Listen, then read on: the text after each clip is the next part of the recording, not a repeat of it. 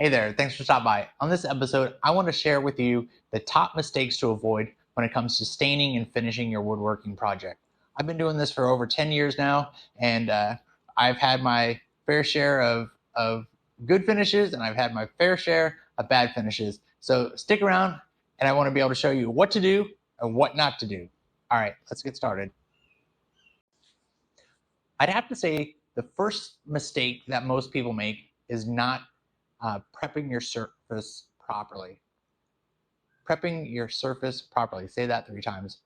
All right. So what do I mean by that? Whether you're making a shelf, you're making a box, whatever the situation is, you're finishing something at the end, you want to make sure that your surface is ready to be stained.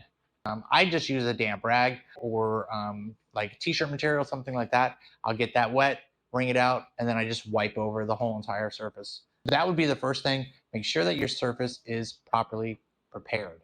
Hey, look at that. I said it. I said it.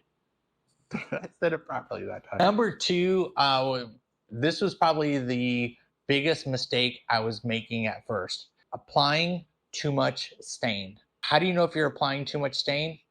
If you're putting your stain on, in the case of like using a brush, and you go to brush that on, and you're covering the entire surface, and it's like you have a puddle on top, you're using too much stain. A little bit goes a long way. I'd say the project is a 2-foot board. I'm going to put some stain in the center of it. I'm going to put some stain towards the end of it. And then what I'm going to do is blend those two together. I'm going to be able to sell and not have to keep, purchasing products over and over because you're wasting them. So that would be my second step. Don't overuse the stain. Don't over apply. The next thing I would have to say as far as mistake number 3 is using one color. Now you might say, what do you mean only using one color? Depending on what the project is, you might only need to do one color. In my opinion, makes it boring.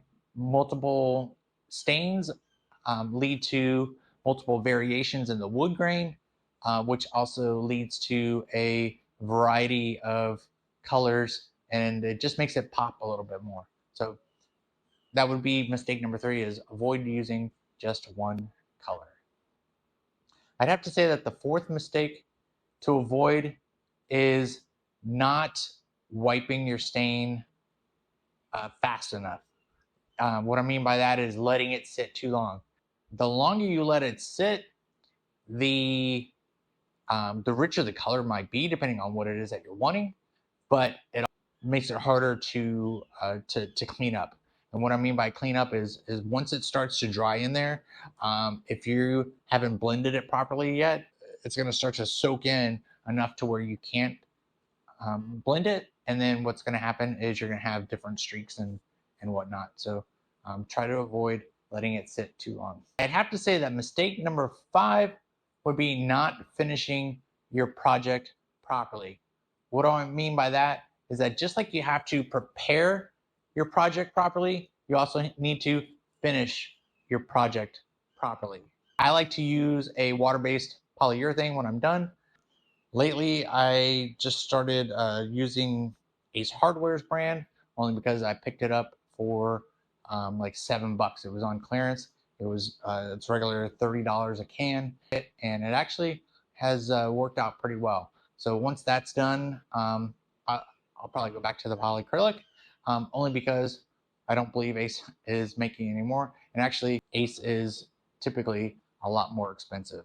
So that would be mistake number, what are we on? Mistake number 6, spending too much money on your products.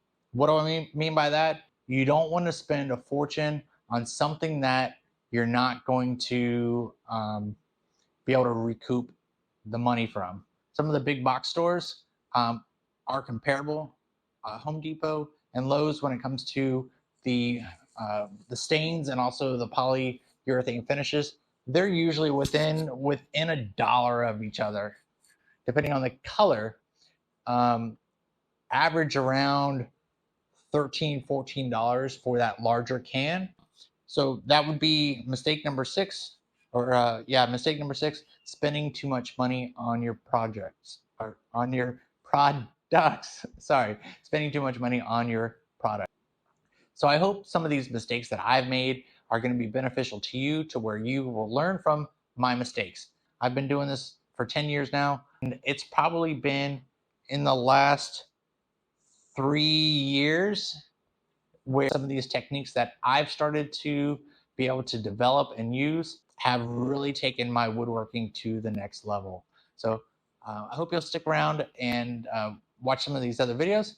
Also, if this was your first time and you're wondering about what this quad can is, take a look at this video right here. It'll give you the story about how I broke my neck it's nearly 35 years ago when I was 15 years old. So take a look at that, and I hope you come back. Thanks.